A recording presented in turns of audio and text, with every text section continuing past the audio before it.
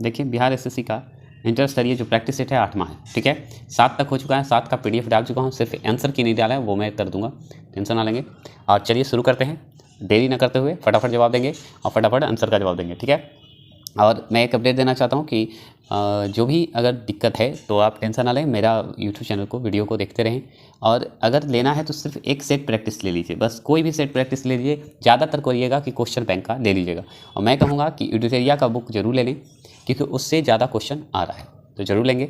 और सबसे ज़्यादा क्वेश्चन बैंक आप ले लीजिए अगर मिलता है तो, और कोई बुक लेने की ज़रूरत नहीं है। और जो मैं दे रहा हूँ कंटेंट बस उसे देख लीजिए, निश्चित है कि होने के चांस हो जाएंगे, एकदम निश्चित, ठीक है। तो चलिए शुरू करते हैं पहले प्रश्न, ठीक है। घबराए नहीं, अभी वक्त है, आराम से रिजल्ट हो जाएगा।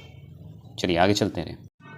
चलिए पहला प्रश्न का जवाब देंगे, टाइम वेस्ट नहीं करेंगे, सिर्फ पढ़ाई पे और सेट पे, ठीक है। संविधान सभा के गठन में प्रांतों का प्रतिनिधित्व करने वाले सदस्यों को निर्वाचित किया गया है, बताइएगा। सदस्यों को निर्वाचित किया गया, बताएंगे। संविधान सभा के गठन में प्रांतों का प्रतिनिधित्व करने वाले सदस्यों को निर्वाचित किया गया, बताइएगा कैसे निर्वाचित किया गया है। इसका आंसर का जवाब देंगे जिन्होंने ऑप्शन नंबर सी लगाएंगे वो सही है, बताइएगा। प्रांतों के विधानसभा द्वारा निर्वाचित होता है, याद रखिएगा।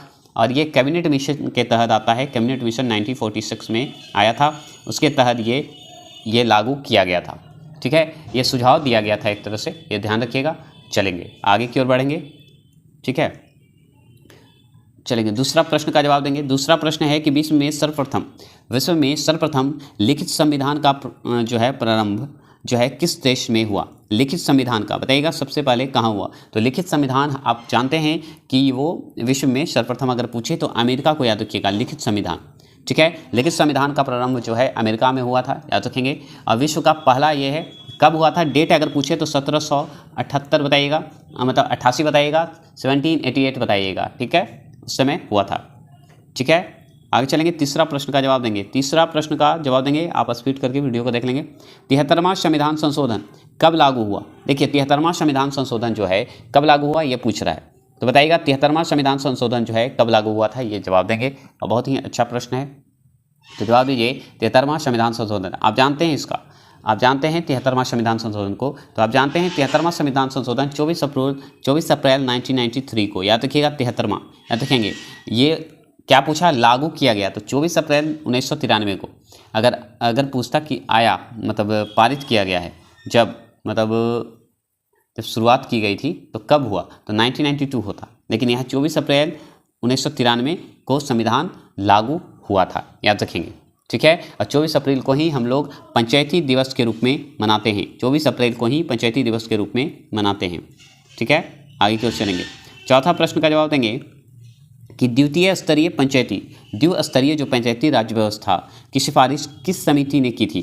देखिए त्रिस्तरीय तो आप जानते हैं बलवंत राय मेहता द्वारा किया गया था, लेकिन द्विस्तरीय जो पंचायती समिति होता था, पंचायती राज समिति व्यवस्था, तो याद रखेंगे ये अशोक मेहता द्वारा किया गया, ठीक है। त्रिस्तरीय अगर बोले तो त्रिस्तरीय बोलेगा तो आप याद रखिएगा बलवंत राय मेहता, याद रखेंगे, ठीक है। तो ये अगर पूछे अगर कि अशोक मेहता जो है का जो आया था द्विस्तरीय पंचायती समिति वो कब आया था, डेट जरूर पूछेगा, तो 1977 को, ठीक है, 1977 को आया था। 1977 में पंचायती राज व्यवस्था का सुझाव देने हेतु अशोक मेहता का ये आया था, समिति गठन किया गया था, याद रखेंगे गठन किया गया था। जैसे 73वां संविधान संशोधन लागू जब हुआ, और अगर पूछेगा 73वां संविधान संशोधन 1992 गठन किया गया था 1992 में, लागू हुआ 1993 में, याद रखेंगे। उसी तरह ये है अशोक मेहता भी जो है द्विस्तरीय जो है 1997 में गठन किया गया, ठीक है। और इन्हीं रिपोर्ट को अगर देखा जाए, तो 1997 ठीक है, 1978 में, ठीक है, दी गई, जिसमें इन्होंने द्विस्तरीय पंचायती राज प्रणाली का एक तरह से गठन का सिफारिश कर दिया था, मतलब सिफारिश नहीं हुआ था, लागू एक तरह से बहुत नहीं हुआ था, कम हुआ था, ठीक है। तो ये रिपोर्ट जारी कर दिए थे कब, 1978 में, और गठन कब हुआ था 1977 में, बस ऐसे। सिफारिश कब हुआ तो 1978 में, ऐसे याद रखेंगे। 77 में आया था, गठन किया गया, 78 में रिपोर्ट को सिफारिश मतलब दिया गया कि सिफारिश के लिए कि इसे लागू करें, ठीक है। पूर्णतः ये सक्सेस नहीं हुआ था, ठीक है। चलेगा, मैथिली भाषा को भारतीय संविधान की 8वीं अनुसूची में किस संविधान संशोधन के माध्यम से जोड़ा गया है। देखिए अनुच्छेद का मैं वीडियो डाल चुका हूँ, ठीक है, अनुच्छेद का संपूर्ण वीडियो हो चुका है, पार्ट 1 पार्ट 2 में संपूर्ण वीडियो हो चुका है। अब आपका संविधान संशोधन से भी वीडियो मैं कल तक अपलोड कर दूंगा, बस आप वेट करेंगे, ठीक है। और रिमाइंडर का शुरू करने जा रहे हैं, आपका MCQ नहीं अभी शुरू करेंगे, वन लाइनर जो आता है तो मुगल वंश से शुरू करने जा रहे हैं, तो वो वीडियो भी आपको 16 से 17 मिनट का रहेगा, हो सकता है 20 मिनट का। तो चैप्टर बाय चैप्टर, जैसे हुमायूं, बाबर और हुमायूं का उठाए हैं, फिर उसके बाद शेरशाह, फिर अकबर, इसी तरह का रहेगा छोटा छोटा क्लिप, जो कि वीकली मैराथन में आपको ऑनलाइन मिक्स हो जाएगा, तो ध्यान रखेंगे। तो मैथिली भाषा को भारतीय संविधान की 8वीं अनुसूची में किस संविधान संशोधन के माध्यम से जोड़ा गया है, बताइएगा। 5वां प्रश्न का जवाब देंगे तो ऑप्शन नंबर बी 1992, याद रखेंगे 92 में, मतलब 92वां जो है संविधान संशोधन में 8वीं अनुसूची में ये जोड़ा गया है। मैथिली भाषा को जो है 8वीं अनुसूची में किस संविधान संशोधन द्वारा जोड़ा गया है, तो याद रखिएगा 92, ठीक है, 92। याद रखेंगे कितने भाषा टोटल थे हैं अभी वर्तमान में अगर पूछे तो याद रखिएगा 22 भाषा है वर्तमान में, ठीक है। वर्तमान में अगर पूछे तो कितने भाषा हैं, तो 22 हैं। और याद रखिएगा 92वां जो है आपका संविधान संशोधन है, याद रखेंगे। अधिनियम अगर पूछे तो 1993 में ही हुआ था, याद रखेंगे, ठीक है। और जो अगर पूछे कि आपका जो है इसमें और कौन कौन भाषा थी, तो बोडो भाषा जोड़ी गई थी, डोगरी जोड़ी गई थी, याद रखिए डोगरी भी जोड़ा गया था, याद रखेंगे, और संथाली भी जोड़ा गया था, संथाली भाषा भी जोड़ा गया था। तो कौन कौन, याद सुन लीजिए, बोडो, डोगरी, मैथिली, संथाली, ये सब जोड़ा गया था 92 में संविधान संशोधन में, ठीक है, ऐसे याद कर सकते हैं, ठीक है। चलिएगा छठे प्रश्न का जवाब देंगे। छठे प्रश्न में बताइएगा कि राज्य विधान परिषद में कितने सदस्यों का नामांकन राज्यपाल द्वारा किया जाता है, बताएंगे।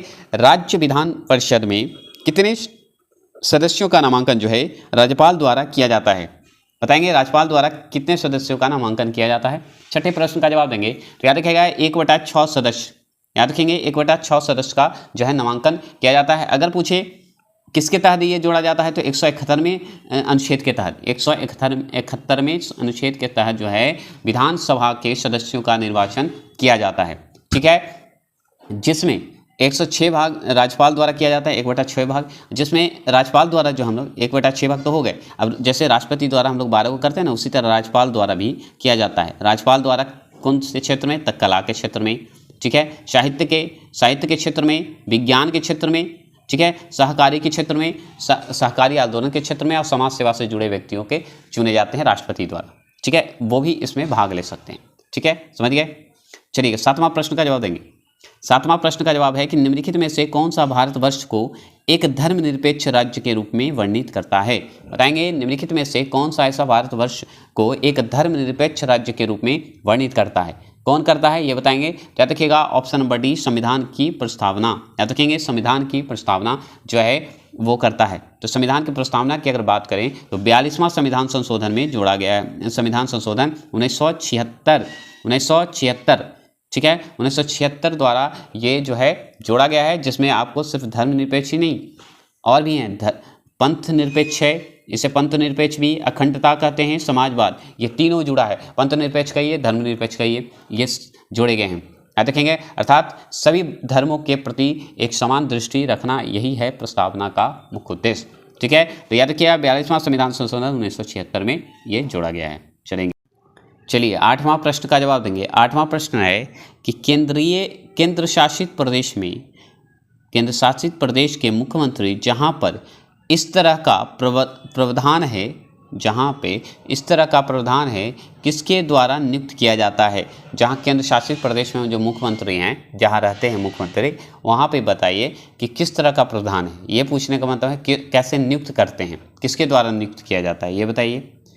वहाँ पे कौन रहता है, मुख्यमंत्री रहता है कि कोई और रहता है, बताइए, केंद्र शासित प्रदेश में, बताएंगे। 8वां प्रश्न का जवाब देंगे तो याद रखिएगा राष्ट्रपति द्वारा चुना जाता है, याद रखिएगा किसके द्वारा, राष्ट्रपति द्वारा ही चुना जाता है, क्योंकि केंद्र शासित प्रदेश के जितने भी हैं राष्ट्रपति के अंडर आ जाते हैं, तो राष्ट्रपति द्वारा चुना जाता है मुख्यमंत्री को, याद रखिएगा, सिर्फ केंद्र शासित प्रदेशों में, नहीं तो राज्यपाल तो हैं ही, ठीक है। तो जिन केंद्र शासित प्रदेशों में मुख्यमंत्री का पद प्रावधान होता है, वहाँ मुख्यमंत्री की नियुक्ति राष्ट्रपति द्वारा ही किया जाता है, ये भी मैंने सही बताया है ना। वर्तमान में अगर देखा जाए तो 2 जगह, दिल्ली, ठीक है, दिल्ली और पंडुचेरी, पी माने पंडुचेरी, याद रखिएगा, ठीक है, इतना बड़ा नहीं दिखाएगा, पंडुचेरी, दो जगह पे केंद्र शासित प्रदेश में मुख्यमंत्री हैं। अब बताइए दिल्ली का मुख्यमंत्री कौन है, पुडुचेरी का मुख्यमंत्री, क्योंकि वर्तमान में याद रखना होगा आपको, तो कमेंट करेंगे आप, ठीक है। 9वां प्रश्न का जवाब देंगे। 9वां प्रश्न है कि अशोक के काल में पाटलिपुत्रा निम्नलिखित में से किस प्रांत की राजधानी थी। बताइएगा अशोक के काल में पाटलिपुत्रा जो है निम्नलिखित में किस प्रांत की राजधानी थी। बताएंगे किस प्रांत की राजधानी थी। आपके सामने 4 ऑप्शन है, जवाब देंगे। तो याद रखिए ऑप्शन नंबर डी, प्राची प्रांत की राजधानी थी। याद रखेंगे प्राची प्रांत की राजधानी थी। अगर थोड़ा सा जानकारी और लें तो याद रखिएगा उत्तरापथ, ये जो उत्तरापथ आप देख रहे हैं उत्तरापथ, वो याद रखिएगा तक्षशिला की राजधानी थी। क्या किसकी थी, तो तक्षशिला, ठीक है। तक्षशिला का नाम सुने होंगे, तक्षशिला की राजधानी थी। अगर पूछा जाए अवंती, ठीक है, आप ये अवंती को देख रहे हैं, तो अवंती राष्ट्र जो था वो उज्जैनी था। क्या था, उज्जैनी, उज्जैनी, ठीक है, सुनिएगा उज्जैनी, ठीक है, उज्जैनी। अगर कलिंग प्रांत अगर पूछे आपसे, कलिंग प्रांत पूछेगा ही, जरूर पूछेगा, तो तोशली, तोशली का था, याद रखिएगा तोशली प्रांत का था। याद रखिए कलिंग प्रांत जो है तोशली में था, तोशली राजधानी थी कलिंग प्रांत की, याद रखिएगा। अब अगर दक्षिण पथ अगर पूछे और भी ज़्यादा है तो इसके बाद में जानकारी देंगे, इतना जान लीजिए ऑप्शन के अनुसार, ठीक है। आगे चलेंगे 10वां प्रश्न। 10वां प्रश्न बताइए सिंधु सभ्यता के किस स्थल में स्वास्तिक चिन्ह मिला है। बताइएगा सिंधु सभ्यता के किस स्थल से स्वास्तिक चिन्ह मिला है। बताइएगा स्वास्तिक चिन्ह, तो याद रखिएगा आपको हड़प्पा, ऑप्शन नंबर बी जो है देख रहे हैं हड़प्पा, हड़प्पा से मिला है। याद रखिएगा हड़प्पा की अगर थोड़ी जानकारी लें तो हड़प्पा जो है वर्तमान में पाकिस्तान में है, पीके में है, ठीक है, पाकिस्तान में है। और उत्खनन कब किया गया था हड़प्पा का, तो 1921 में, मतलब 1921 में। कौन किया था, तो याद रखिएगा दयाराम शाहनी। कौन लिखे थे, दयाराम शाहनी ने, याद रखिएगा, ठीक है। दयाराम, दया जी थे, दयाराम शाहनी जी थे, याद रखिएगा दयाराम शाहनी, ठीक है। और भी जानकारी है लेकिन बाद में, चलिए आगे चलेंगे। 11वां प्रश्न है आपके सामने, ऑप्शन भी है। बताइएगा बौद्ध धर्म के त्रिपिटकों के संदर्भ में निम्नलिखित में से कौन सा युगम जो है सही सम्मिलित है। बताइएगा त्रिपिटक में, जैसे विनय पिटक, विनय पिटक में बताइए कि बौद्ध मत की दार्शनिक व्याख्या है, या सुत्त पिटक के बताइए कि बौद्ध धर्म के सिद्धांतों का उल्लेख है, या अभिधम्म पिटक का बताइए कि बौद्ध भिक्षुकों के आचरण संबंधी नियमों का अनुशासन संबंधी नियम है। क्या ये बताइए। तो 11वां प्रश्न का जवाब देंगे तो ऑप्शन नंबर बी, जिन्होंने दिया ऑप्शन नंबर बी केवल 2 वो सही हैं। जिन्होंने सुत्त पिटक के बारे में बताया है उन्होंने सही जवाब दिया है। सुत्त पिटक, सुत्त पिटक जो है बौद्ध धर्म के सिद्धांतों का उल्लेख करता है, बस इतना ध्यान रखेंगे। चलिए थोड़ी जानकारी एक्स्ट्रा ले लेते हैं। जैसे सुत्त पिटक को तो आप जान गए कि बौद्ध धर्म के सिद्धांतों का उल्लेख करता है, एकदम ये सही है, ठीक है। लेकिन आपको विनय पिटक में जो दार्शनिक व्याख्या है ये नहीं है। इसमें क्या है, विनय पिटक में है कि इसमें बौद्ध मठों में रहने वाले जो भिक्षुक होते हैं, भिक्षुक होते हैं, ठीक है, अब भिक्षुनी, दोनों के अनुशासन संबंधी नियमों का वर्णन है, ठीक है। दोनों में डिसिप्लिन जो होता है, अनुशासन नियम जो होते हैं उसके संबंधी ये वर्णन करता है, याद रखिएगा। अभिधम्म पिटक की अगर बात करें, थोड़ी जानकारी ले रहे हैं एक्स्ट्रा, कि अभिधम्म पिटक की अगर बात करें तो अगर अब पूछ दे कि अभिधम्म पिटक में, तो याद रखिएगा इसमें महात्मा बुद्ध जो है ना, ये है ही नहीं, ठीक है। इसमें है कि महात्मा बुद्ध जो हैं उपदेश दिए हैं एवं सिद्धांतों, उपदेश जो है सिद्धांत है, या कहिए बौद्ध का मत, दार्शनिक व्याख्या जो यहाँ ऊपर लिखा हुआ था ना, ये नीचे होगा, दार्शनिक व्याख्या की बात करता है अभिधम्म पिटक, इसी में है। मतलब बौद्ध के विचारों के बारे में, बौद्ध जो सिद्धांत दिए हैं उनके बारे में ये सब सारी व्याख्याएं इसमें दिया हुआ है। तो अभिधम्म पिटक, समझ गए तीनों का अंतर। तो चलेंगे नेक्स्ट क्वेश्चन। 12वां प्रश्न का जवाब देंगे। पूर्व मध्यकाल में कन्नौज के लिए त्रिपक्षीय संघर्ष में किस दक्षिण भारतीय राज्य ने भाग लिया। तो याद रखिएगा दक्षिणी भाग में जो भाग लिए, इसमें 4 ऑप्शन है, आप जवाब देंगे। तब तो मैं थोड़ा सा डिटेल बता दूं। याद रखिएगा 2 के बीच में लड़ाई चल रहा था, ठीक है। कन्नौज के लिए 2 के बीच में चल रहा था। एक प्रतिहार जो थे नरेश, जो वत्सराज थे, याद रखिएगा प्रतिहार के जो राजा थे वत्सराज, एवं पाल वंश के जो थे नरेश धर्मपाल, दोनों के बीच में जारी थी संघर्ष। उसी बीच में राष्ट्रकूट भी भाग लिया, हस्तक्षेप किया, जिनका राष्ट्रकूट के राजा कौन, राजा ध्रुव, याद रखिएगा राजा ध्रुव ने भाग लिया, ठीक है। उसी को हम लोग त्रिपक्षीय संघर्ष करते हैं। तो कौन भाग लिया, तो याद रखिएगा राष्ट्रकूट ने। ऑप्शन नंबर बी सही हो गया। चलेंगे आगे की ओर। 13वां प्रश्न का जवाब देंगे।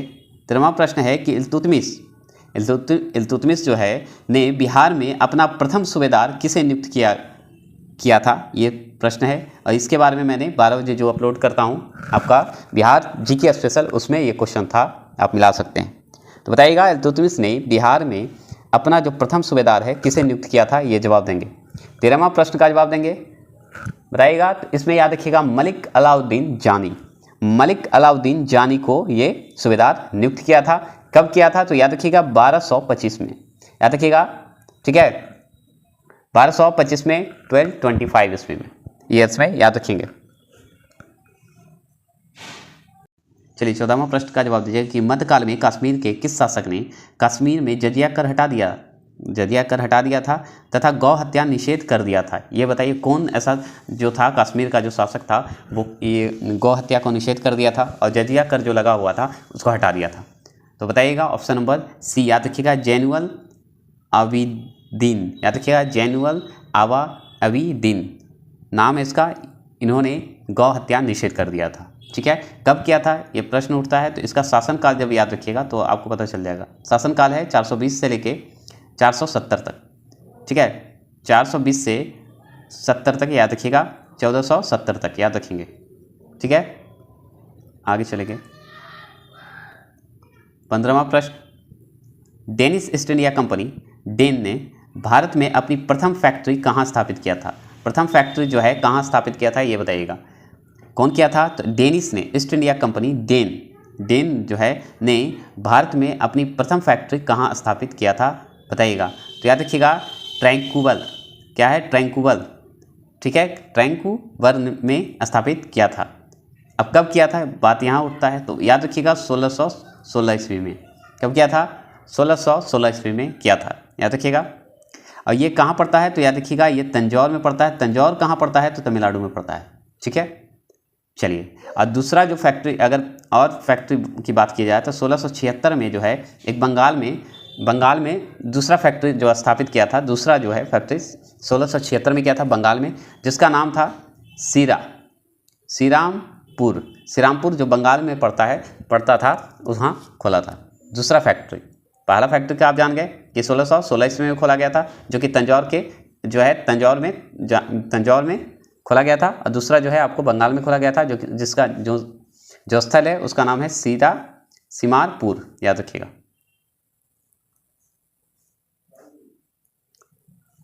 पानीपत के तृतीय युद्ध जो 1761 के समय मराठा पेशवा निम्नलिखित में से जो है कौन था, ये पूछ रहा है। जब पानीपत का तृतीय युद्ध हुआ था 1761 में, उसमें मराठा का जो पेशवा थे जो है निम्नलिखित में से कौन थे, ये पूछ रहा है। तो आप याद रखिएगा, इनमें 4 ऑप्शन है, इनमें से बताइए कौन थे।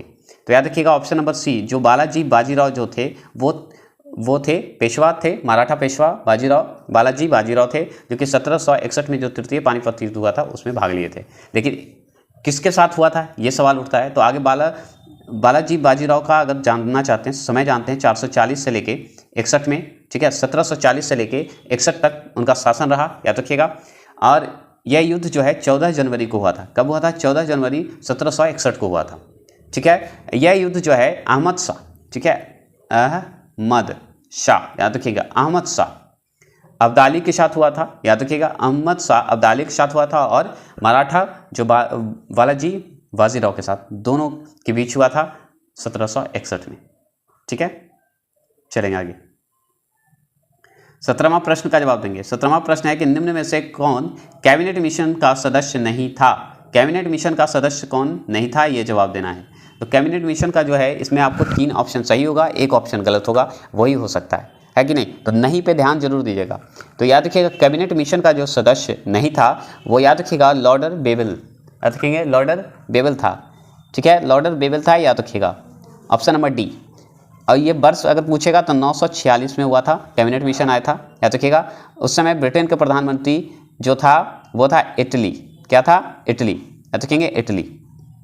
आगे चलें, 18वां प्रश्न का जवाब देंगे। 18वां प्रश्न है कि नेशनल हेराल्ड, ठीक है, अंग्रेजी पत्रिका का संपादन किसने किया था। देखिए अंग्रेजी पत्रिका पर मैं बिहार से संबंधित जो है वीडियो बना दूंगा, बिहार में जो पूछा गया है तो सभी जगह हुआ है, तो ठीक है। तो अंग्रेजी पत्रिका का संपादन किसने किया बताइएगा। इसमें देखिए प्रश्न 2 बने, आगे तो अंग्रेजी पत्रिका कौन है, तो नेशनल, ठीक है, नेशनल हेराल्ड। ठीक है, ऐसे याद हो सकता है। और दूसरा कि किसने संपादन किया, तो वही संपादन के बारे में पूछ रहा है कि कौन संपादन किया था, इसके फाउंडर कौन थे, ये पूछ रहा है। तो ऑप्शन नंबर सी जो है जवाहरलाल नेहरू थे। याद रखेंगे जवाहरलाल नेहरू थे। अब पूछेगा डेट, डेट मेन इंपॉर्टेंट है, डेट याद रखिएगा कि कब आया, तो 1938 में। ठीक है, कब किया गया था, 1938 में, याद रखेंगे। चलेंगे आगे, 19वां प्रश्न पे चलेंगे। 9 अगस्त 1942 को कांग्रेस के प्रमुख नेताओं की, ठीक है, 9 अगस्त 1942 को कांग्रेस के प्रमुख नेताओं की गिरफ्तारी के विरोध में किसने बिहार में महाधिवक्ता के पद से इस्तीफा दे दिया था। महाधिवक्ता के पद से इस्तीफा दे दिया था 9 अगस्त 1942 को। ठीक है, तो बताइएगा, उनका नाम बताइएगा। आपके सामने 4 ऑप्शन है, जवाब देंगे। तो याद रखिएगा ऑप्शन नंबर ए बलदेव सहाय। याद रखेंगे बलदेव सहाय थे जिन्होंने महाधिवक्ता के पद से इस्तीफा दे दिए थे। तो याद रखिएगा बलदेव सहाय जो हैं, इसमें प्रश्न क्या बना कि 9 अगस्त 1942 को क्या आया, 42 को क्या हुआ था, भारत छोड़ो आंदोलन हुआ था कि नहीं, एक प्रश्न यहाँ बनते हैं। अब बिहार के महाधिवक्ता के पद से इस्तीफा कौन दिए, तो बलदेव सहाय। कब दिए, तो 9 अगस्त 1942 को। ठीक है, चलेंगे आगे चलें। और बहुत लोग थे जो कि भारत छोड़ो के आंदोलन के नाम पे बहुत सारे इस्तीफा दे दिए थे पद से। 20वां प्रश्न है, ठीक है, 20वां प्रश्न क्या है कि प्रसिद्ध कविता, ठीक है, प्रसिद्ध कविता बटोहिया, ठीक है, प्रसिद्ध कविता बटोहिया निम्नलिखित में से किसकी प्रसिद्ध रचना है। बताइएगा किसकी जो है प्रसिद्ध रचना है। 20वां प्रश्न का जवाब देंगे। तो 20वां प्रश्न का जवाब है सी रघुवीर नारायण। ऑप्शन नंबर सी रघुवीर नारायण का। याद रखिएगा रघुवीर नारायण जी का एक तरह से ये खड़ी बोली में है। याद रखेंगे खड़ी बोली में, याद रखिएगा खड़ी बोली में, ठीक है, खड़ी बोली में है, याद रखिएगा। और भोजपुरी दोनों भाषा की रचना है, ये याद रखेंगे। बटोहिया सबसे प्रसिद्ध कविता है, ये ध्यान रखेंगे। ठीक है, स्वदेशी एक तरह से कविता कहिए। चलिएगा 21वां प्रश्न का जवाब देंगे। 21वां प्रश्न है कि भारत के किस प्रदेश की सीमाएं तीन देशों क्रमशः नेपाल, भूटान, चीन से मिलती है। मतलब तीनों देशों से मिलती है, जिसमें नेपाल, भूटान और चीन से मिलती है। वो कौन सी ऐसी राज्य है, भारत की कौन सी राज्य है जो कि तीनों देशों से, अंतर्राष्ट्रीय जो सीमा है, देश जो है उससे मिलता है, बताइएगा। तो आपके सामने बहुत ही अच्छा प्रश्न है ये। आपके जानते हैं सिक्किम, कौन है सिक्किम। याद रखिएगा सिक्किम से ही नेपाल भी, भूटान भी और चीन भी मिलता है। ठीक है, याद रखिएगा तीनों देशों से मिलता है। ठीक है, सिक्किम जो है भारत के पूर्वोत्तर राज्य में है, पूर्वोत्तर राज्य में है, याद रखेंगे। ठीक है, इसका अगर क्षेत्रफल पूछे, सिक्किम का अगर क्षेत्रफल पूछता है तो याद रखिएगा क्षेत्रफल के हिसाब से अगर पूछे तो याद रखिएगा 70-96, ऐसे या नंबर से याद रखिएगा तो ज़्यादा याद होगा। मतलब 70-96 वर्ग किमी में फैला हुआ है। ठीक है, अगर सिक्किम की अगर पूछ ले, फसल के बारे में पूछ ले या राज्य के पशु के बारे में पूछ दे तो आप जवाब देते रहिए। आपको ये अपलोड मतलब जो PDF दूंगा उसमें आपको डिटेल है वो पढ़ लीजिएगा। ऐसे इसका सिक्किम का स्थापना जरूर पूछता है। तो सिक्किम का स्थापना याद रखिएगा 16 मई, कब लगेगा 16 मई 1975 को, 16 मई 1975 को हुई थी स्थापना। अब वर्तमान में बताइए मुख्यमंत्री कौन है, प्रेम सिंह तामंग या कोई और, आप कमेंट करेंगे, आपके लिए ये प्रश्न है। 22वां प्रश्न का जवाब देंगे। 22वां प्रश्न है कि भारतीय उपमहाद्वीप मूलतः एक विशाल भूखंड का भाग था जिसे कहते हैं, क्या कहते हैं। आपके सामने 4 प्रश्न हैं। भारतीय उपमहाद्वीप का मूलतः एक विशाल भूखंड का भाग था जिसे कहते हैं, क्या कहते हैं आप बताइएगा। 22वां प्रश्न का जवाब देंगे। तो याद रखिएगा गोंडवाना लैंड कहते थे, क्या कहते हैं, गोंडवाना लैंड कहते हैं, याद रखिएगा। तो हमारी भारतीय हमारा भारत का उपमहाद्वीप मूलतः एक विशाल भूखंड है, याद रखिए भूखंड का भाग है जिसे गोंडवाना कहते हैं।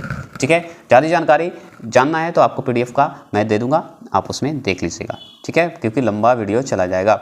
चलिए, निम्नलिखित में कौन सा मेघालय पठार का अंश नहीं है। मेघालय पठार का अंश नहीं है ये बताना है, मतलब 3 होना चाहिए, 1 नहीं है।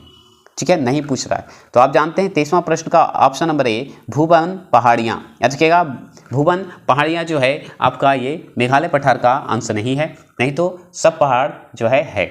जैसे कि आप अगर चाहते हैं भुवन पहाड़ी जो है किस जिले में, प्रश्न यहाँ उठता है कि अच्छा जो मेघालय में नहीं है तो कहाँ है। तो याद रखिएगा असम में, कहाँ है, असम में पड़ता है, असम की पहाड़ियों में चला जाता है। याद रखेंगे इसमें तो असम के मतलब चला जाता है।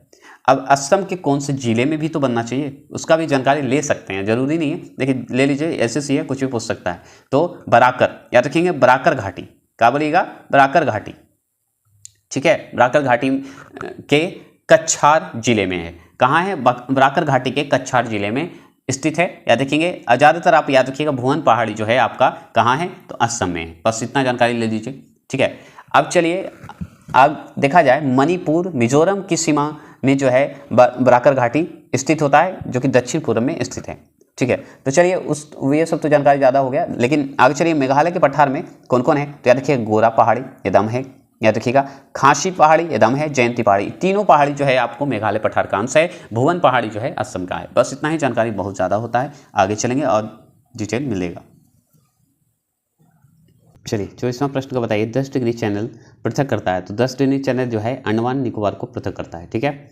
ऑप्शन नंबर ए, याद रखिए 10 डिग्री चैनल को अगर देखा जाए तो लघु अंडमान निकोबार कहते हैं, लघु, ठीक है, लघु अंडमान निकोबार, लघु अंडमान और जो है लघु अंडमान, और आप उसे कह सकते हैं कार निकोबार। याद रखिएगा लघु अंडमान और कार निकोबार को अलग करती है, मध्य अलग है, 10 डिग्री चैनल स्थित है, याद रखिएगा। 8वां डिग्री चैनल की अगर बात करें, 8 डिग्री चैनल की बात करें, इसका आंसर तो आप ये जान लीजिए।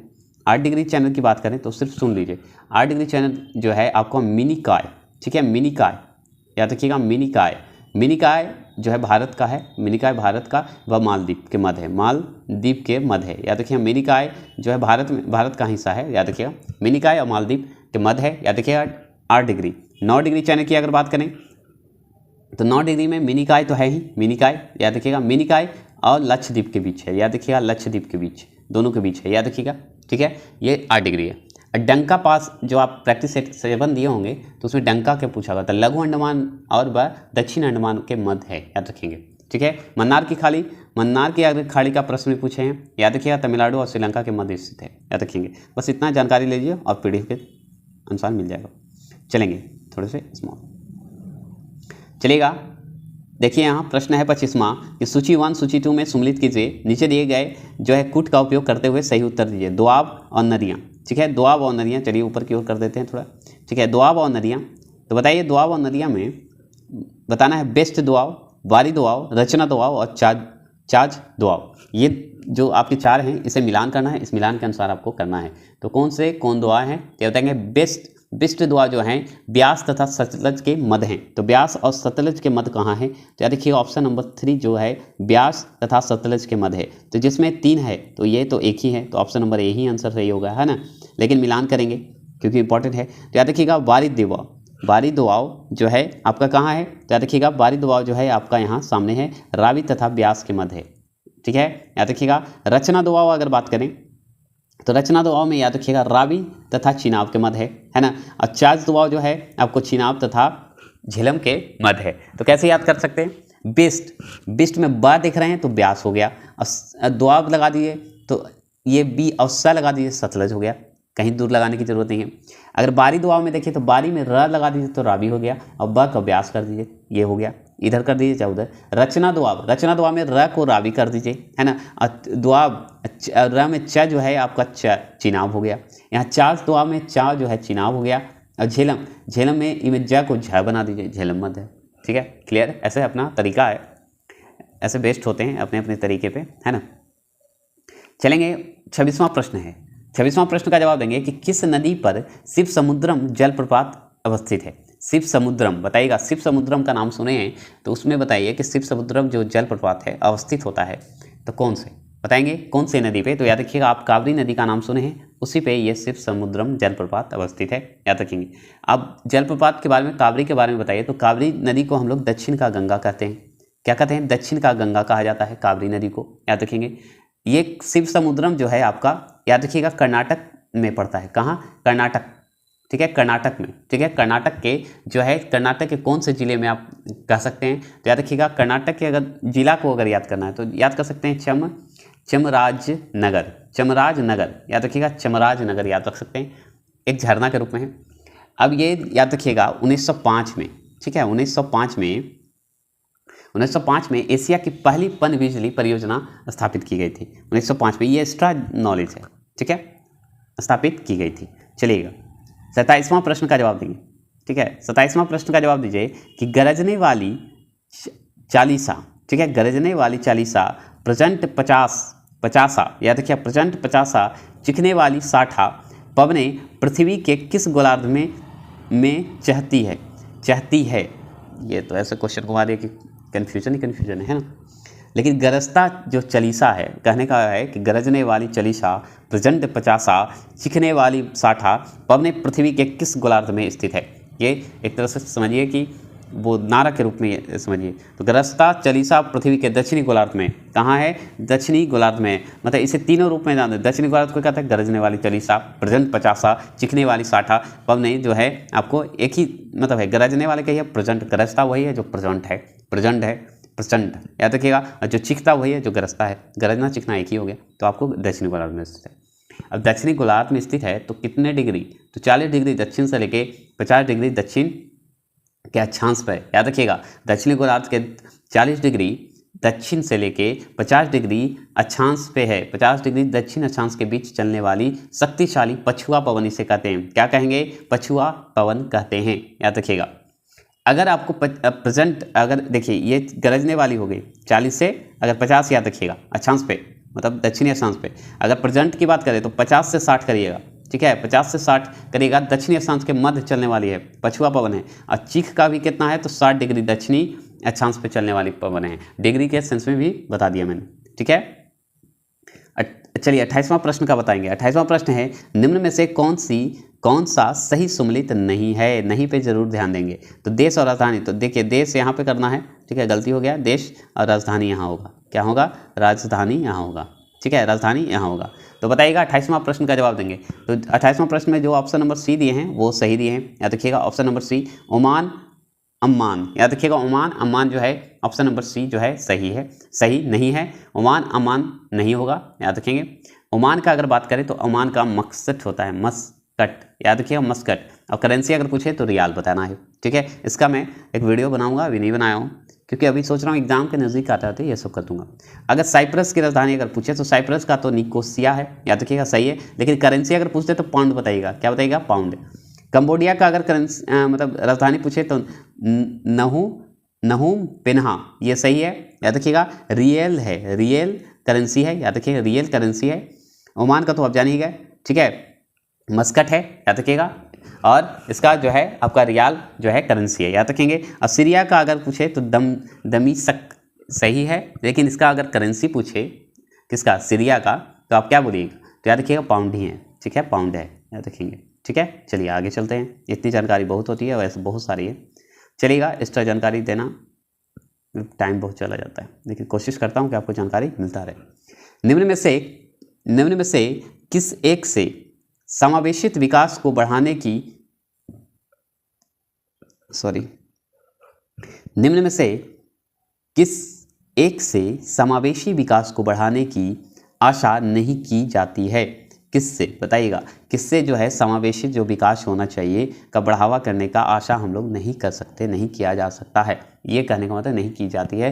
तो क्या है, तो याद रखिएगा 29वां प्रश्न का आप जवाब देंगे। याद रखिएगा ऑप्शन नंबर ए, राष्ट्रीय आय की उच्च वृद्धि दर। याद रखिएगा राष्ट्रीय आय की उच्च वृद्धि दर हम लोग नहीं कर सकते हैं, याद रखिएगा, ठीक है।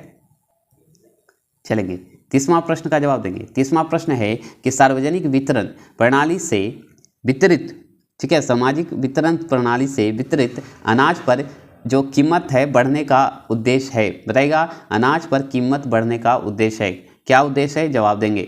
30वां प्रश्न का जवाब देंगे तो ऑप्शन नंबर सी, याद रखिएगा, इस योजना में निहित उत्पादन का भार कम हो सके, याद रखेंगे, ठीक है। आगे की ओर चलेंगे। चलिए 31वां प्रश्न है, राष्ट्रीय स्तर पर कृषि विपणन सहकारिताओं का शीर्ष संगठन है। संगठन क्या है बताइएगा, आपके सामने 4 ऑप्शन है, संगठन पे जवाब देंगे।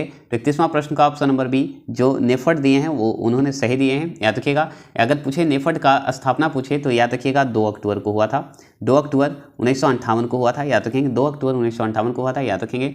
और अगर पूछे राष्ट्रीय स्तर पर कृषि विज्ञापन का फुल फॉर्म पूछे तो याद रखिएगा यही नेफाड जो है, इसी में अगर पूछे तो याद रखिएगा national agriculture cooperative marketing federation of India, NAFED के तहत होता है, याद रखेंगे, क्लियर। आगे चलेंगे। 32वां प्रश्न, विकास केंद्र उपागम, याद रखिए विकास केंद्र उपागम किस योजना के अंतर्गत अपनाया गया था, किस योजना के अंतर्गत अपनाया गया था ये बताइएगा। तो ऑप्शन नंबर डी, चतुर्थ पंचवर्षीय योजना, याद रखिएगा विकास केंद्र उपागम किस योजना के अंतर्गत अपनाया गया था, तो चतुर्थ पंचवर्षीय योजना के अंतर्गत अपनाया गया था, याद रखिएगा। अब बताइए चतुर्थ पंचवर्षीय योजना का बताइएगा समय, आप बताइएगा, ठीक है, मैंने बहुत बार बता चुका हूँ। चलिएगा आगे की ओर चलेंगे, थोड़े से स्मॉल कर देता हूँ इसका डिटेल, ठीक है। चलिए आगे जानकारी देंगे, आगे बताइए कि निम्नलिखित 33वां प्रश्न का जवाब देंगे, निम्नलिखित तरल परिसंपत्तियों पर विचार कीजिए, परिसंपत्तियों पर विचार कीजिए। तो जैसे बैंकों के पास मांग जमा, बैंकों के पास संबंधित जमा, याद रखिएगा, बैंकों के पास बचत जमा और करेंसी। तो इन परिसंपत्तियों का तरलता से घटते क्रम में सही अनुक्रम है, सही अनुक्रम क्या है, ये जवाब देंगे। तो याद रखिएगा आपका है जिसमें सबसे पहले 4 है करेंसी, याद रखिएगा करेंसी। उसके बाद देखिए जिसमें 4 है वो होगा, ये दोनों गलत हो गए, फिर 1 होगा। उसके बाद आपका बैंकों के पास मांग जमा होगा, ठीक है, तो ये होगा ऑप्शन नंबर डी इसका सही होगा। फिर तीसरा आएगा बैंकों के पास बचत जमा, फिर बैंकों के पास संवैधानिक जमा हो जाता है, ठीक है, तो ऑप्शन नंबर डी सही है, ठीक है। चलेंगे आगे चलेंगे।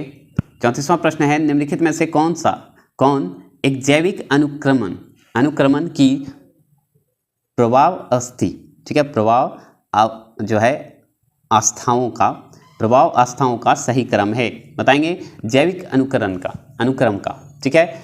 ऐसे प्रश्न पूछेंगे तो हार्ड तो हो जाएंगे मेरे दोस्त, है ना।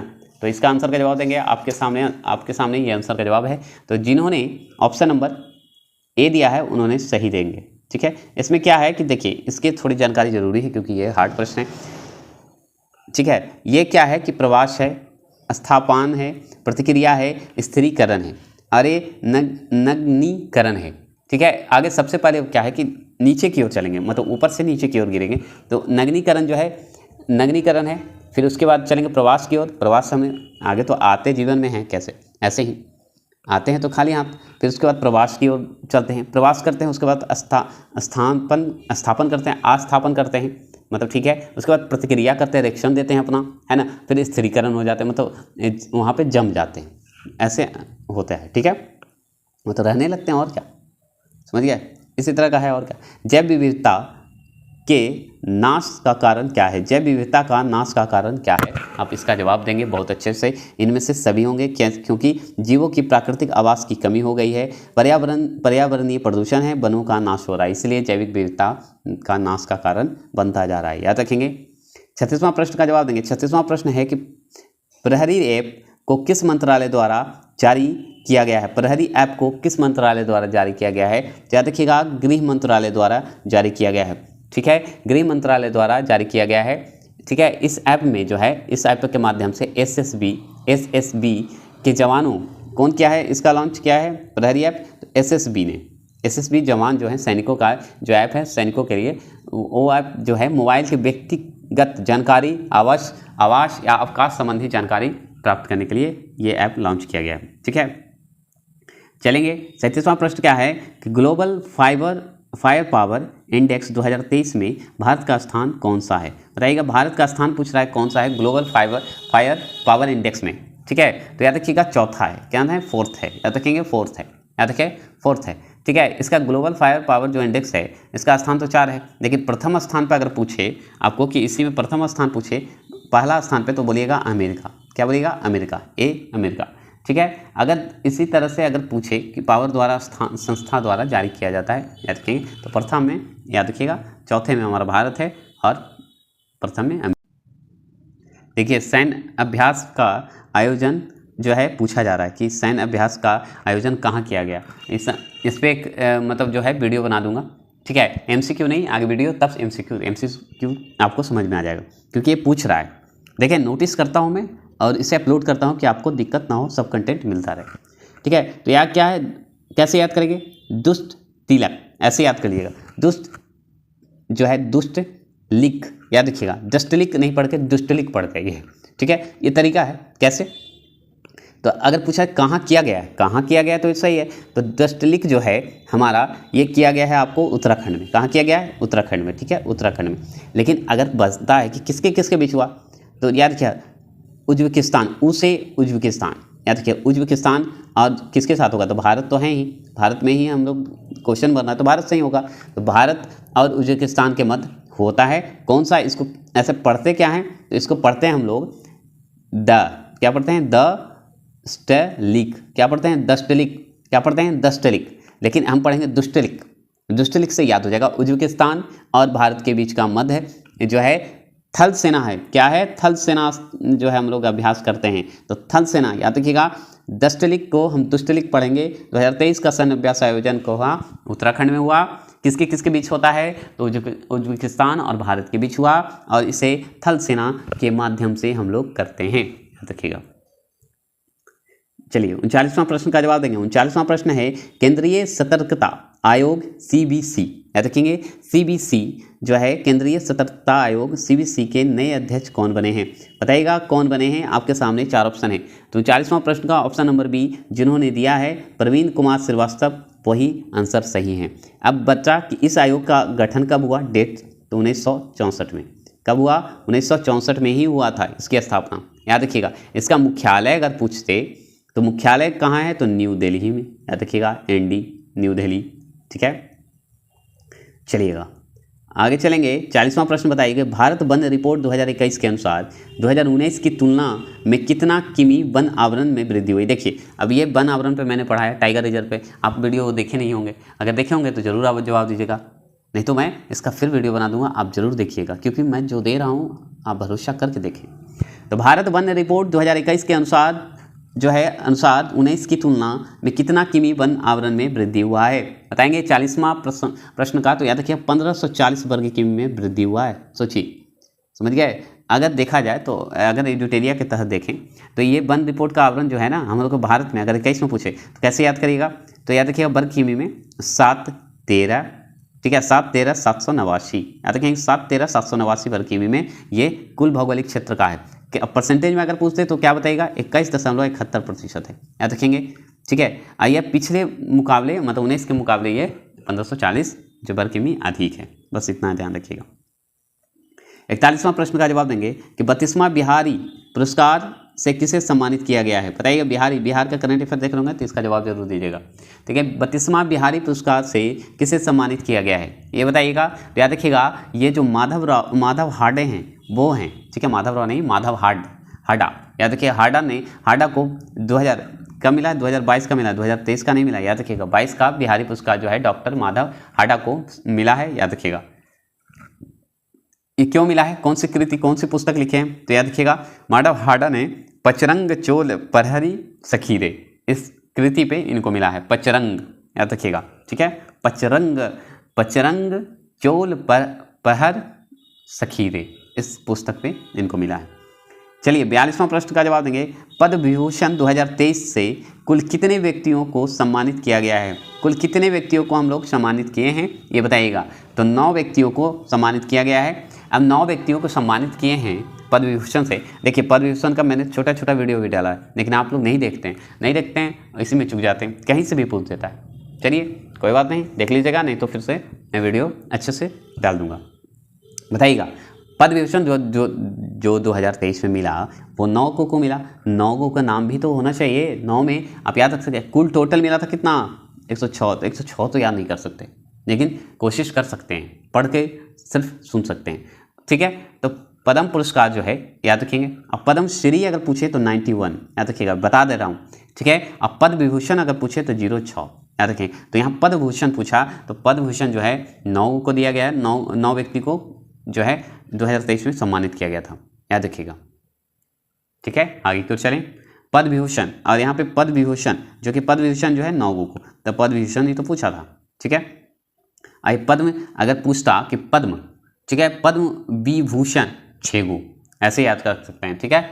तो पद्म विभूषण एगो पद्म भूषण, तो आपका पद्म भूषण पूछा, याद रखिएगा, और पद्म विभूषण 6 गो, याद रखेंगे, ऐसे याद करिएगा, कंफ्यूज नहीं होइएगा, ठीक है। पद्म भूषण पद्म विभूषण, पद्म भूषण आपका 9 था, ठीक है, पद्म भूषण 9 गो था, पद्म विभूषण 6 गो था, ठीक है। कंफ्यूज नहीं करिएगा, अगर कंफ्यूज हुए तो दोबारा ये वीडियो सुन लेंगे, याद हो जाएगा।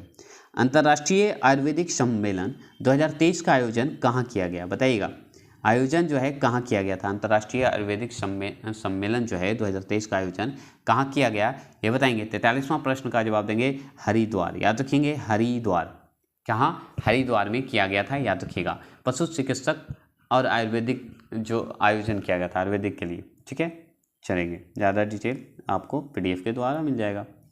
चलेंगे, प्रथम महिला प्रीमियर लीग WPL 2023 के ऑरेंज कप का खिताब किसने जीता। देखिए क्रिकेट में मैंने महिला वाले पे स्पेशल बनाया है वीडियो, अगर आप देखे होंगे तो जरूर इसका जवाब दीजिएगा। तो ऑरेंज कप का खिताब किसने जीता है। 44वां प्रश्न का मेग लैंगनिंग ने, याद रखिएगा मेग लैंगनिंग ने जीते हैं, याद रखिएगा, ठीक है। और ये जो है बताइएगा, ये जो WPL जो वोमेन वाला IPL जो हुआ था किताब, मुंबई इंडिया ने दिल्ली कैपिटल को हरा कर जीता था, मतलब मुंबई इंडियन ने दिल्ली को हरा दिया था तब जीता था, याद रखिएगा, ठीक है। इसमें मुंबई इंडियन जीत गया था। चलिए आगे चलेंगे, प्रसिद्ध पुस्तक नालंदा के लेखक कौन है। नालंदा के लेखक कौन है बताइए, प्रसिद्ध पुस्तक, ये दोबारा पूछने जा रहा है प्रश्न, बताइएगा। तो याद रखिएगा अभय के, जैसे ही अभय के का नाम आया होगा नालंदा याद आया होगा, ठीक है, याद रखिएगा। चलेंगे आगे चलेंगे, 46वां प्रश्न बताइए कि विश्व कपास दिवस प्रति वर्ष कब मनाया जाता है। देखिए दिवस तो पूछता ही, तो विश्व कपास दिवस जो है कब मनाया जाता है ये बताएंगे। तो याद रखिएगा विश्व कपास दिवस अगर पूछे तो याद रखिएगा 7 अक्टूबर को मनाते हैं। कब मनाते हैं, 7 अक्टूबर को। इसका विषय क्या था आप जानते हैं, making cotton fair and sustainable for all from farm to fashion, ऐसे याद कर सकते हैं, ओके, देख लीजिएगा PDF, ठीक है। चलेंगे 47वां प्रश्न, इस पर भी मैं जो डेट है उस पर मैंने डेट डाला है लेकिन वो थीम नहीं डाला है, थीम डाल दूंगा। रिलायंस की जियो मार्ट ने किसे अपना ब्रांड एम्बेसडर बनाया है, जियो मार्ट ने, बताइएगा। तो याद रखिएगा MS धोनी को बनाया है, याद रखेंगे, option number C MS Dhoni को बनाया है, याद रखेंगे। CEO कौन है बताइएगा। तो याद रखिएगा संदीप विरंगती ने बनाया है, याद रखिएगा, CEO है संदीप। 48वां प्रश्न, हाल ही में किस राज्य के याक चुरपी को GI टैग मिला है, बताइएगा। हाल ही में किस राज्य को याक चुरपी मतलब याक जानवर है, उस पर मतलब एक तरह से मानिए चुरपी को GI टैग मिला है, कुछ अलग है लेकिन याक मतलब होता है जानवर। तो बताइए तो याक कहाँ है, उस हिसाब से आप लगा सकते हैं, याक चुरपी को GI टैग मिला है, बताइएगा। 48वां प्रश्न का जवाब देंगे, ठीक है। 48वां प्रश्न का तो याद रखिएगा ये अरुणाचल प्रदेश, जैसे ही याक की बात करेगा याक चुरपी तो अरुणाचल प्रदेश को याद रखेंगे, ठीक है। तो GI टैग मिला है, इसलिए मिला है कि ऊंचाई वाले इलाके के जो पहाड़ होते हैं इलाके पे, वहाँ के लोग जो याक जो जानवर होता है वहाँ दूध जो है, दूध से तैयार चुरपी, याक के जो दूध होता है उससे चुरपी जो तैयार करते हैं उसके लिए GI टैग मिला है, ठीक है। याक जानवर है गाय भैंस की तरह, ठीक है।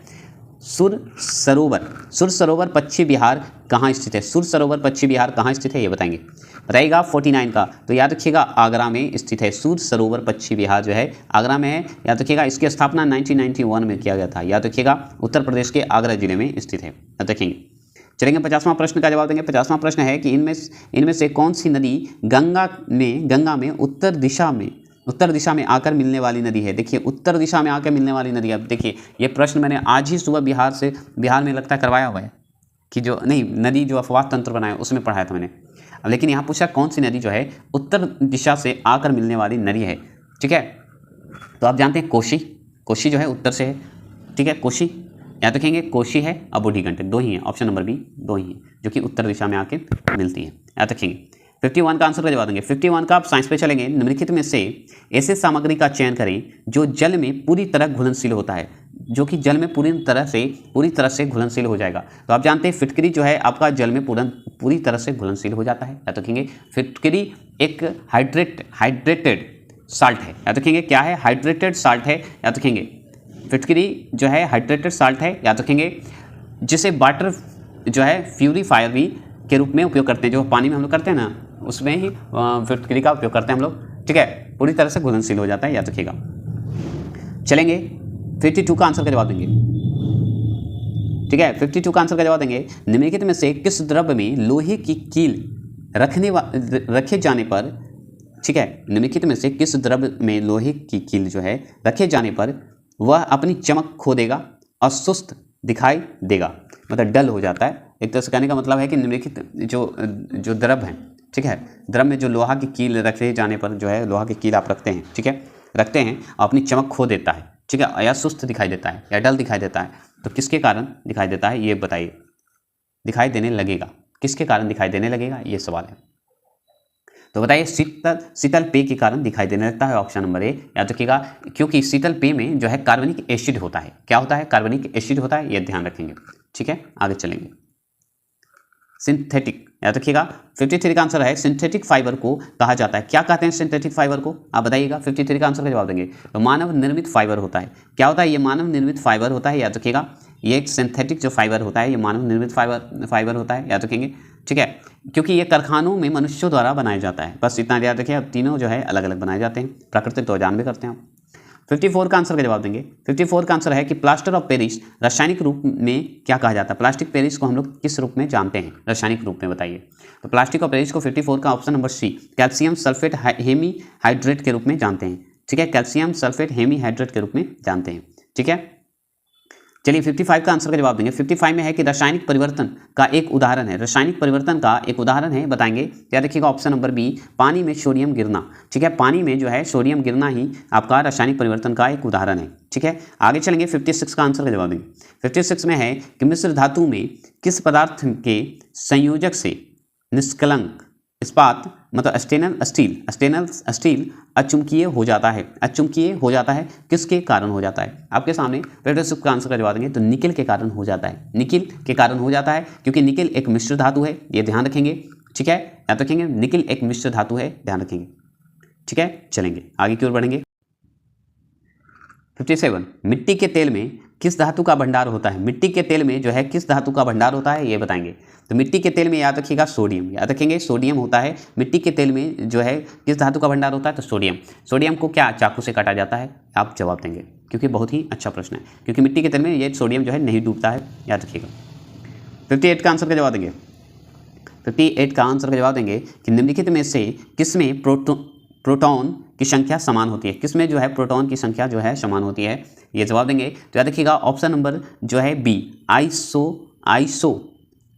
आइसोटोप में, याद रखिएगा आइसोटोप में, याद रखिएगा प्रोटॉन की संख्या समान होती है, याद रखेंगे। प्रोटॉन की अगर संख्या का पूछे तो याद रखिएगा आइसोटोप का जो है समस्थानिक जो तत्व होते हैं जिनकी परमाणु संख्या, अगर परमाणु संख्या पूछे समस्थानिक का मतलब आइसोटोप का जो, देखिए आइसोटोप को हम लोग समस्थानिक भी कहते हैं, ठीक है, इसे समस्थानिक भी कहते हैं। इस पर क्वेश्चन मैंने नहीं करवा दूंगा, कल हो सकता है दे दूं, ठीक है। प्रैक्टिस सेट कैसा लग रहा है ये कमेंट करेंगे आप लोग, ठीक है। आइसोटोप को ही समस्थानिक कहते हैं, ठीक है। समस्थानिक का जो परमाणु संख्या है या आइसोटोप का परमाणु संख्या है वो याद रखिएगा इलेक्ट्रॉनिक संख्या मतलब परमाणु संख्या बराबर होता है, एक मिनट की बढ़िया से कर देता हूँ इसे, आइसोटोप होता है, आइसोटोप को ही हम लोग समस्थानिक कहते हैं, ठीक है। अब इसमें परमाणु संख्या, प से परमाणु याद रखिएगा, परमाणु संख्या बराबर होता है इलेक्ट्रॉन, इसे इलेक्ट्रॉन याद रखिएगा, बराबर होता है प्रोटॉन की संख्या के, ठीक है, प्रोटॉन की संख्या के, याद रखेंगे यही होता है। लेकिन द्रव्यमान की संख्या भिन्न होता है, द्रव्यमान की संख्या अगर पूछ देगा तो भिन्न होगा, याद रखिएगा, द्रव्यमान की संख्या अगर पूछ दे तो भिन्न होगा। उदाहरण अगर पूछे कि हाइड्रोजन के समस्थानिक पूछे, अगर पूछ दे कि हाइड्रोजन का आइसोटोप पूछ दे तो क्या बोलिएगा, क्या लिखिएगा? तो लिखिएगा H1 नीचे H1 ऊपर, याद रखेंगे, फिर H2 ऊपर H1 नीचे, याद रखेंगे, ऐसे बनते हैं, ठीक है। आगे चलेंगे। निम्नलिखित परमाणु मॉडलों को, ठीक है, निम्नलिखित परमाणु मॉडलों को उनके काला अनुक्रमिक क्रम में व्यवस्थित करना है, बताइएगा, इनके समय के अनुसार ही व्यवस्थित करना है। तो बताइएगा इसकी कौन सबसे पहले आए थे? तो अगर ऐसा देखा जाए तो हम लोग आगे याद करेंगे, तो याद रखिएगा थॉमस, जैसे रदरफोर्ड हैं, थॉमन परमाणु मॉडल है, बोरर परमाणु मॉडल है, याद रखेंगे। तो जैसे अगर याद करना है तो आगे रखेंगे जे थॉमन, कौन है? जे थॉमन को याद रखेंगे। तो जे थॉमन जो हैं 1897 में, ठीक है ना, थॉमसन कहिए इनको, थॉमसन कहिए, J Thomson, option number B देख रहे हैं, ये 1897 में आए थे, याद रखेंगे। चलिए बढ़िया से कर देता हूँ, ठीक है, याद रखिए जे थॉमसन है 1897 में आए थे, ठीक है। अब देखिए ये हो गया, आगे चलेंगे।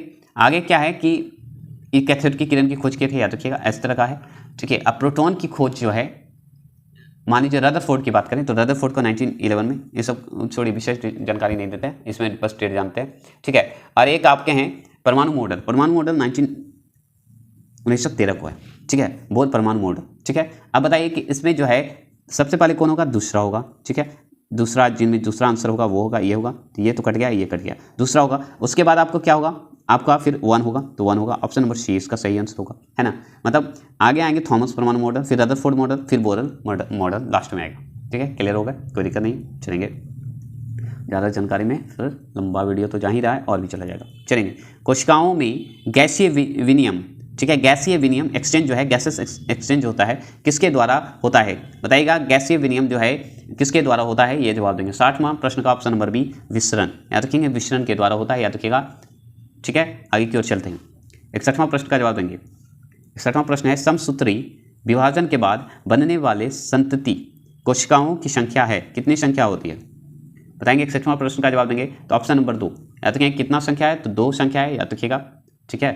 चलेंगे आगे की ओर बढ़ेंगे, 62 का आंसर का जवाब देंगे। तो बताइएगा ओजोन छिद्र जो है का अर्थ है, क्यों, मतलब जो ओजोन है हमारा, ओजोन का जो हम लोग अर्थ लगाते हैं, क्या लगाएंगे, बताइएगा। छिद्र का जो है, ओजोन छिद्र का अर्थ हम लोग क्या लगाएंगे, तो याद रखिएगा, ओजोन की सांद्रता में वृद्धि होने के कारण ये ओजोन छिद्र होता है, ठीक है। ओजोन जो है हमारा समताप मंडलीय में पाया जाता है, समताप मंडल में पाया जाता है, ये आपको पता है, ठीक है। इससे कौन सी किरण निकलती है, ये आप जवाब देंगे, ठीक है। चलेंगे 63वां प्रश्न का जवाब देंगे।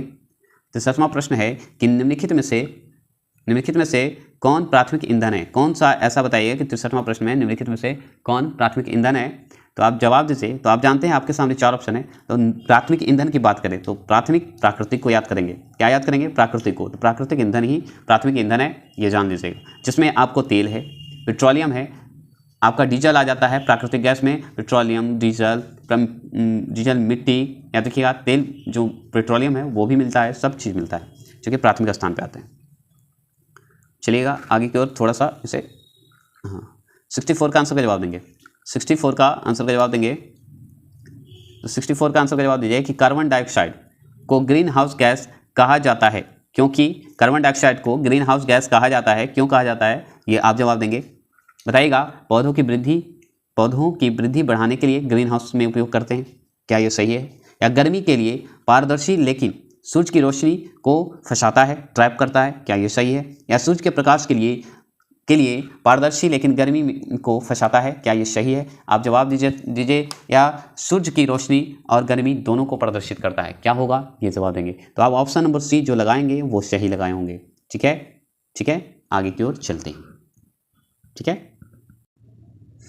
चलिए 65 का आंसर का जवाब देंगे। शरीर में कौन सा हार्मोन स्रवित होता है, स्रवित पुरुषों में, मतलब कौन सा हार्मोन ऐसा है कि स्रव जो होता है, स्रव होता है, बहता है या निकलता है, जो भी कहिए, पुरुषों में मूछ और दाढ़ी के विकास के लिए उत्तरदायी होता है। मतलब कौन सा ऐसा, मतलब मानव के शरीर में जो है कौन सा ऐसा हार्मोन होता है पुरुष के लिए जिसमें मूछ और दाढ़ी का विकास के लिए उत्तरदायी माना जाता है, मतलब होता है, किसके कारण बढ़ता है, कौन से हार्मोन्स के कारण, उस हार्मोन्स का नाम होगा ना, तो उस हार्मोन्स के नाम के कारण बताइए।